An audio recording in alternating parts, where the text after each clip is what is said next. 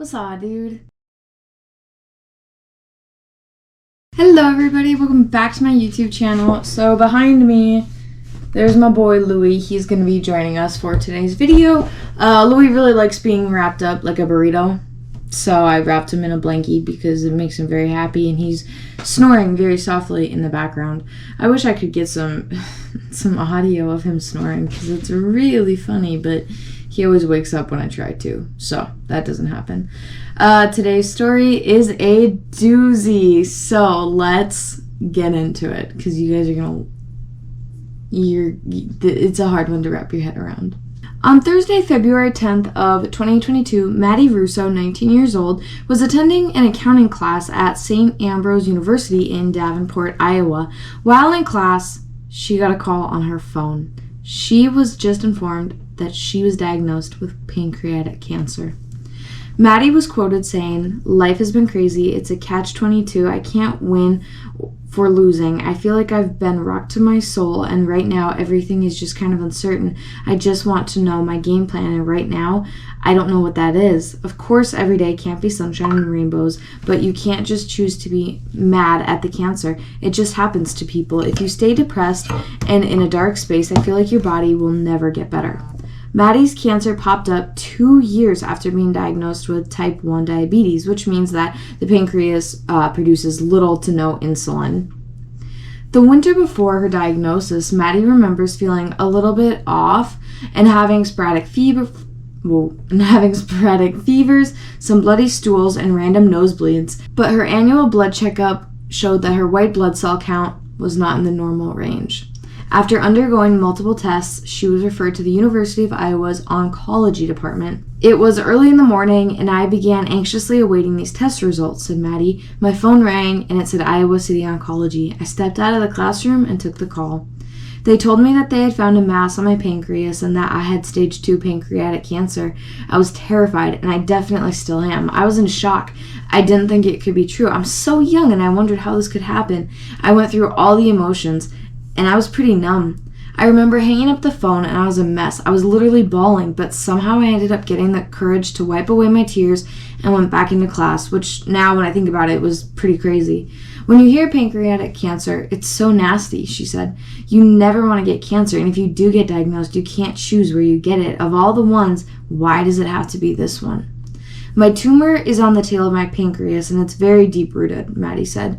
"Doctors said that if they went in, the surgery would do more harm. There was more risk than reward."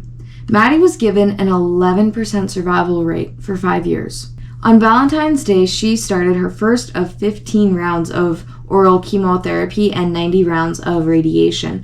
Now, I have a cousin that she had cancer, and she did the chemo pill instead of getting chemo that you have to go in for. She would just take these chemo pills, and she did that because she didn't want to lose her hair, which was a big thing for Maddie as well. She didn't want to lose her hair. She did have some thinning, but that was pretty much it. But later she found out that her cancer had spread to her blood, and she was diagnosed with leukemia on top of having pancreatic cancer. Maddie stayed strong and finished that semester with a 3.85 GPA and got her dream internship at John Deere. She said that keeping busy and going forward in her life definitely helped her achieve a level of normalcy. While the chemo and radiation were doing their job, they were also affecting her liver, so she quit the treatments that were affecting her, and she started new medication for her liver, which had been off treatments for 5 weeks when she received another shocking piece of information. "Over the last few weeks, my back had been hurting so bad and I couldn't figure out why," said Maddie. "I was kind of nervous because I'd been off of chemo and I didn't want my cancer to get worse. They did a PET scan sooner than originally planned, and they found the football-sized tumor. What's really tough is that I thought I was making pretty good progress on the other cancer, and now it seems like everything has gone haywire again. Right now, everything is kind of uncertain. I'm just trying to continue on with life and still go to school, work, and keep doing things that are normal. Obviously, my normal has changed. I'm home a lot, and with treatments, you're very sick, and they can get you down. I try to go at it with the best attitude because I think your attitude during treatment can play a big part in your outcome. They gave me a slim 11% survival rate for 5 years before this latest tumor was discovered," she continued. 11%. At 19 years old, I don't know if I will live to see the day I graduate from college, get married, or become a mom. In the meantime, I will fight. She had a consultation with doctors at Mayo Clinic to get another opinion while still going to classes at Ambrose and working at John Deere. According to NorthScottPress.com, Maddie had the support from her family and friends, of course, but also from the Ole Strong Foundation that was established in memory of Dr. Brent Ole by his wife Peggy after he had passed away from pancreatic cancer in 2016. So his wife set up this foundation, which is really fantastic. According to Maddie, we've always known Peggy Ole, said Maddie. She and my dad shared the same birthday and grew up together. When Peggy found out about me, she immediately reached out and I received a whole package of support materials, including $500 in gift cards. Immediately, I was overwhelmed with what the foundation gave. It was nice to know somebody in the community was actively advocating for a cure, and I know since they went through it firsthand with Brent, it was important to them to turn their hardship into helping other people, which is really amazing, honestly. And I will try to find a link to the foundation and put it in the description box down below if you guys feel like going and checking it out as well. Maddie does a lot of public speaking for the National Pancreas Foundation as well as for Project Purple, an impact-driven organization with a vision of a world without pancreatic cancer. A GoFundMe was also created for Maddie, and they've raised nearly $38,000. Here's some videos that Maddie had uploaded. I saved a few off of TikTok, so I'm going to play them here. You can kind of see what she has to say firsthand about this whole experience. Days where, like, you know, I'm too sick from treatment where I can't go anywhere, I can't do anything, I feel like shit, you know, I can't get ready, I just lay in my bed and puke, you know, and it's extremely physically exhausting, but also the mental part of it, I think it's 10 times worse. And I think anybody that has struggled with anything when it comes to kind of like their mental health, people say it is a lot worse, and I can fully attest to that. It's so true. But sometimes I just need to step back and, you know, get reminders from friends and family like, Maddie, it's okay if you can't make it to the gym today. It's okay if you show up to the gym and you walk for 15 minutes and your body is like, nope, you can't do this, and you go home. Like, it's okay, because I have to realize that before I even do anything or attempt to do anything, my body is fighting so hard every minute just to stay alive. And like one of my good friends told me, he said, hey, you know what? When you go into the gym, you have to realize that your body has already done, you know, 6 or 7 workouts before even stepping foot in there. And that really resonated with me. And I guess it's okay just to be like, you know, it's gonna be fine. You hope it's gonna be fine, fingers crossed. We're all praying, obviously.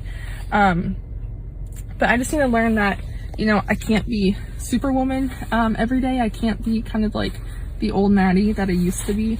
I can try, I can look like the old Maddie, but I'm just trying every day. And I think it's just reminders to be patient, and I have to be patient, and it's something that I don't have much patience when it comes to stuff, so it feels like every day drags on some days, but I'm just trying my best. And I guess it's just a reminder, not only for me, but for all of you guys, to just give yourself grace. Like, no matter what you're going through, no matter how big or small you think something is, you just have to give yourself grace.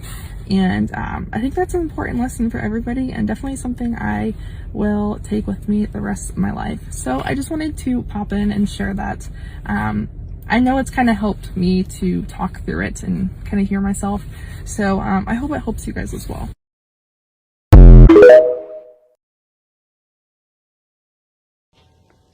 I mean, I'm just keeping it real. It's days like these that are hard, and I try my best to stay positive and think that, you know, after my chemo was, after my week of chemo is done, after, you know, round 3 is done, and I get, you know, a break until the next round of chemo. But sometimes it's hard to think like that when you're in so much pain and discomfort, and everything is just going the wrong way. And it's just kind of, I just have different mixed emotions. And, you know, with my hair and stuff like that. That's obviously a big fear. Obviously, as a girl, it's, you know, girls, like, hair is a big part of everybody's lives, but to think of the potential of losing it, or it's just kind of one more thing in the fire that is hard. So hopefully nothing else falls out. And it's kind of been a little eventful week. In the Cancer world, eventful is not good. I'd rather have an uneventful week because it means you're kind of just coasting along. But I've had a little bump in the road. So it's my week off chemo. So I've just been doing radiation. However, I've kind of came down with this fever. It's been really weird because I don't feel like sick. I don't really have like a cold or like sore throat, any of the other symptoms. I don't have COVID. I don't have any of that. I just have this like nagging fever and kind of just like that feeling of being like, you know, like run down and stuff like that. So finally I got labs taken, and my lab results came back yesterday afternoon. And it showed that my ANC and white blood counts, those two like run together, was really low, and it's most likely coming off of the chemo from last week. And then, you know, your immune system is so weak because you have like no immune system when you're going through treatment. So then I have a fever, and still doing round 3 of chemo, and I'm not gonna lie, it has been a rough night. As you can probably tell by my appearance, it's not been fun. I haven't really slept all night. I've been puking all night. I feel so weak, so just like kind of like woozy. I've kind of been puking up until the morning as well. And I was supposed to go to radiation this morning, it being a Wednesday morning, and there was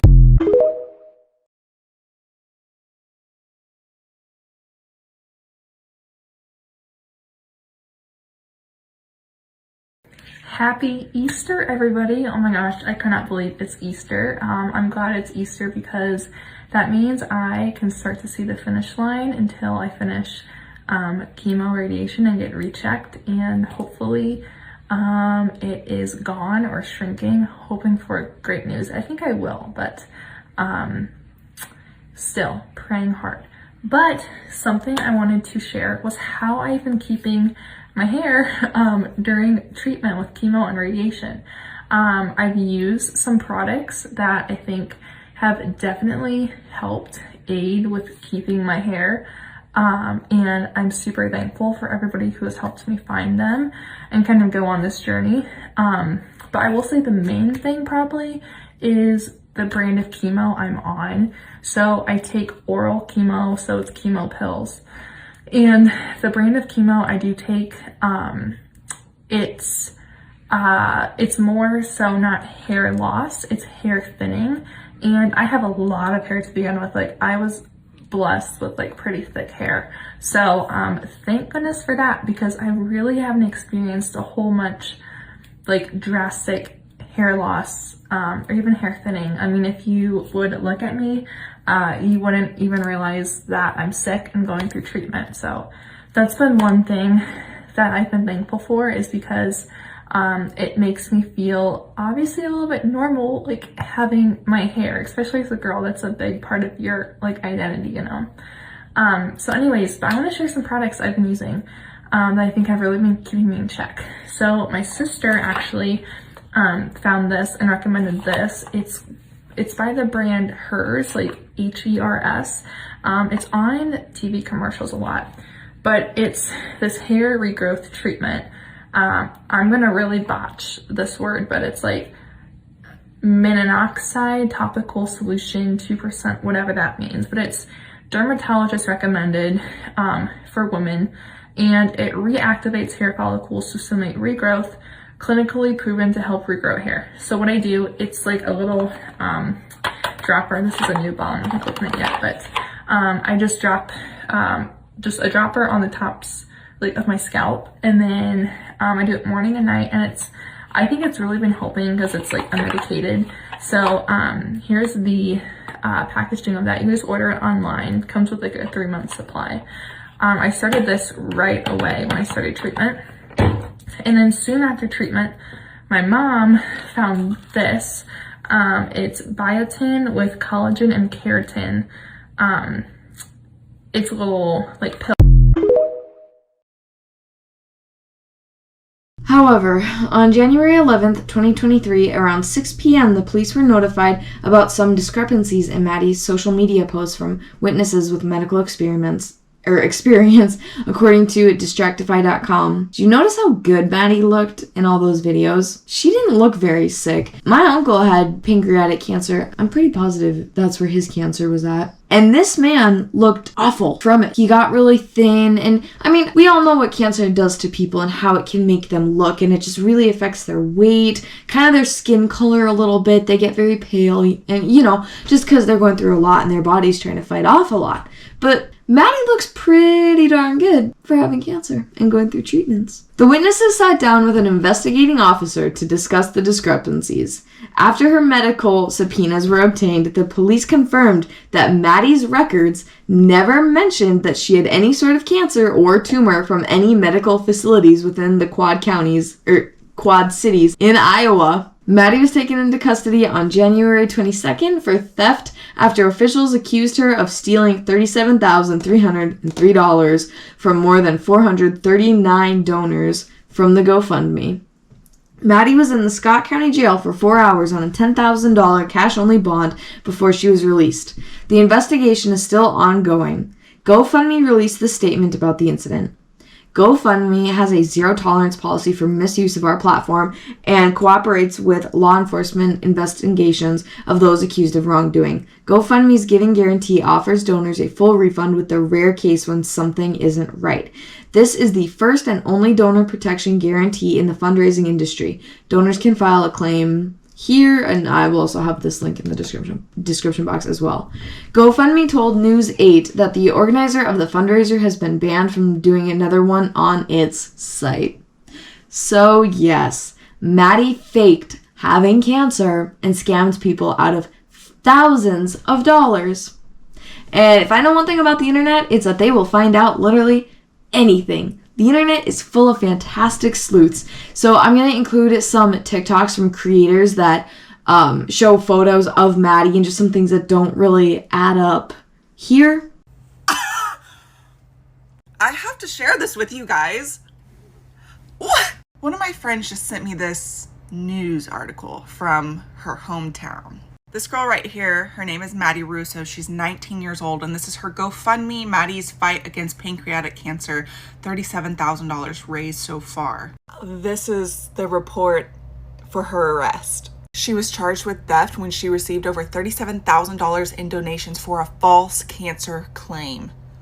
This is a Class C felony. This is straight from her GoFundMe. It says Maddie Russo found out on February 10th, 2022 that she has pancreatic cancer and has been going to battle since to win this war.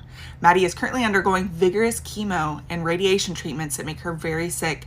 But just like the Maddie we all know, she never gives up and she's a fighter. Goes on to say it's been very hard on her family. Here's the January 9th update of this year.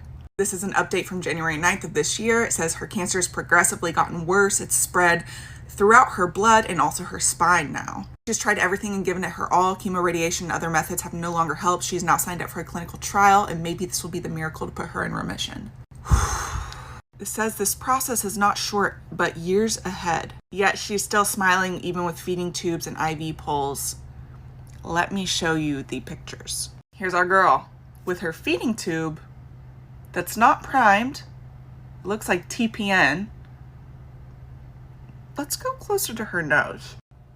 Is that the end of the feeding tube? What is going on with that chest port? I am not a chemo nurse, but this doesn't look like a port to me. The dressing is really screwed up. To me, it's giving G-tube vibes with that little circular piece right there. This was on her GoFundMe. Apparently this girl even went to fundraisers and conventions for people with cancer to speak on it. Here's another article. I feel like I've been rocked to my soul. After learning last week that a football-sized tumor is attached to her spine, she's trying to make sense of what is going on. A football-sized tumor on your spine? She was given an 11% survival rate for 5 years. Says she began chemo and radiation. 3 months later, Maddie learned that the tumor was shrinking and responding to the treatment, but at the same time found out that the cancer had spread to her blood when she was diagnosed with leukemia. Happy Easter, everybody. Oh my gosh, I cannot believe it's Easter. I'm glad it's Easter because that means I can start to see the finish line until I finish chemo, radiation, and get rechecked, and hopefully it is gone or shrinking. Hoping for great news. Okay, TikTok removed my part 2, so we're gonna do another brief part 2 along with some other things I found. This is the photo Maddie used on her social media. This is the actual photo that she took and stole and decided to use on her own social media. This is a photo she took and used on her social media, drained from chemo era. That literally, I want to slap her. This is the actual photo that she stole from somebody. On your right is the photo she stole and put on her own social media about her getting blood. On the left is the actual photo. Clearly, this girl does not know about Google reverse image searches. This girl, Amanda, sent me this private message between her and Maddie. So Amanda had a lump on her breast and had said something on social media about it. This was Maddie's response to her. Praying for you, girl. I know it's so scary and fearful. And then down here, if you do get the dreaded C word and want to talk, I am here. This is the girl we should be talking about. Her name is Carlee. This is her family. She actually did pass away from cancer. And apparently she had talked to Maddie to get her through her own cancer. That wasn't real. My thoughts and prayers go out to this family. My thoughts and prayers go out to Maddie's family, especially if they didn't know. Can you imagine not knowing your family member was doing this? But anyway, Maddie made this somehow about herself and posted this. Here's the picture with her port again. The picture with her port in a new spot. Got a new little friend this week, a central line. Not sure how I feel about it. I wouldn't know either with a fake central line. Now I'm wondering if this is actually her in the photo because this is another picture she posted. I can't get over this one. This is the one that sealed the deal for me. This was her at Christmas. This past Christmas. I am getting reports that there was someone else involved with this, a man. I'm not going to post this picture until I have some actual hard evidence. But if that's the case and there are other people involved in this, you guys are going down. This is her speaking at the National Pancreas Foundation with a wig on. That's a wig. Here's her speaking somewhere else without a wig. Here's where she cut her hair off from the chemo. Okay, I had heard a couple things before I posted this. One of them was that her mom was estranged, that she lied to her mom, and her mom requested a second opinion, and she cut off all ties. But then I get these DMs from my anonymous FBI agents that are out there. And it makes me wonder if this is a Munchausen by proxy case, or just a Munchausen's case, or just a psychopath case. This was on January 5th. Prayers for Maddie tonight. She started a medicine on Tuesday, blah, blah, blah, encoded in the ER. These are more from her mom. Pause to read. I'm not going to read through this whole thing, so pause to read.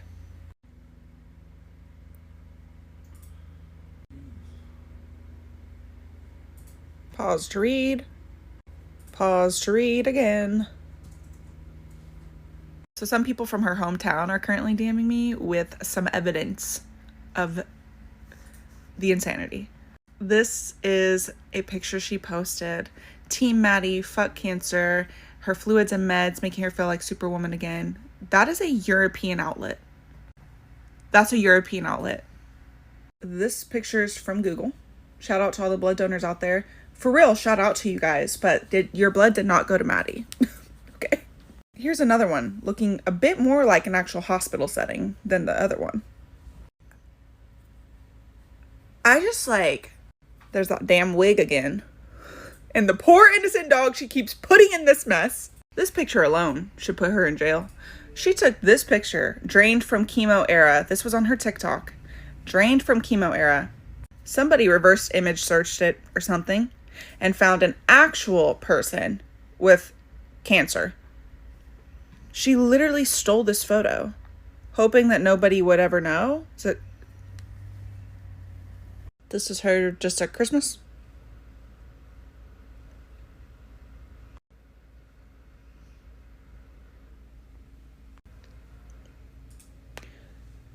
You know, I don't know what to say.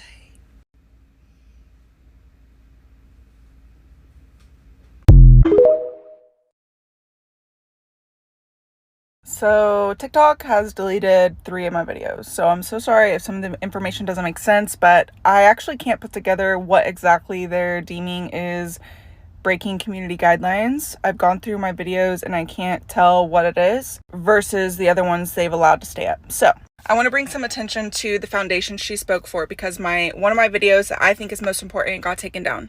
Those foundations for cancer are just as much a victim as anyone else in this scandal. Please don't stop supporting and donating to these foundations. The National Pancreas Foundation had nothing to do with this scandal. If you are a donor and you haven't yet spoken to GoFundMe, reach out to them because they are giving full refunds. I know 2 people personally that have already been refunded or it's on the way. This is an interesting newspaper report from this morning. She also bought a new Kia with that money. Again, please don't stop supporting foundations like Project Purple, the National Pancreas Foundation. These are real foundations that actually help people. Unfortunately, they were just scammed into this like we all were. Some of my agents are on it because we found the exact Amazon purchase that Miss Girl used for her tube feed. One last thing, guys, don't send her family threats, okay? We do not know if they were involved. That's just don't do that, okay? I have spoken to many people that personally know her family on a very personal level, and I do not think the mother was involved. I will also have the links to their TikTok pages in the description box down below. I want to try to give as much credit to these creators as I can because they did a lot of digging and, really shed a lot of great light on this case and just show the discrepancies that happened.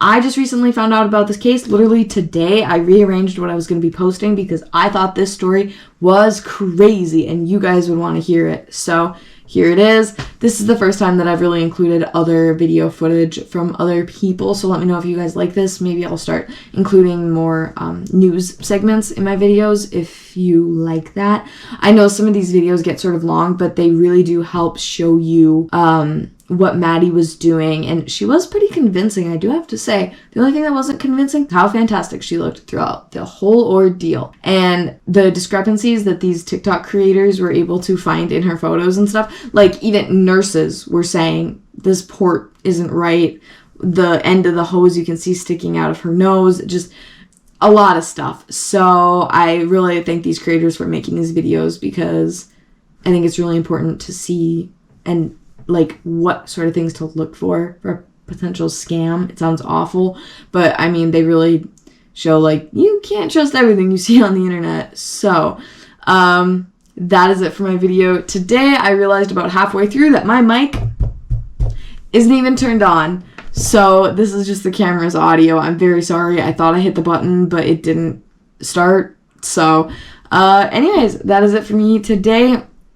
This case is wild. Let me know your guys' thoughts in the comments down below. Like I said, this case is still ongoing, so we don't really have a ton of answers as of right now. But if you found this video interesting, please be sure to give it a thumbs up, and don't forget to subscribe to my channel for more videos like this one. But if not, that's totally cool. Thanks for hanging out with me and watching this video. But for those of you that will be back, I will have another video up and ready for you at 7 a.m. tomorrow. So I will see you guys then. Bye, guys.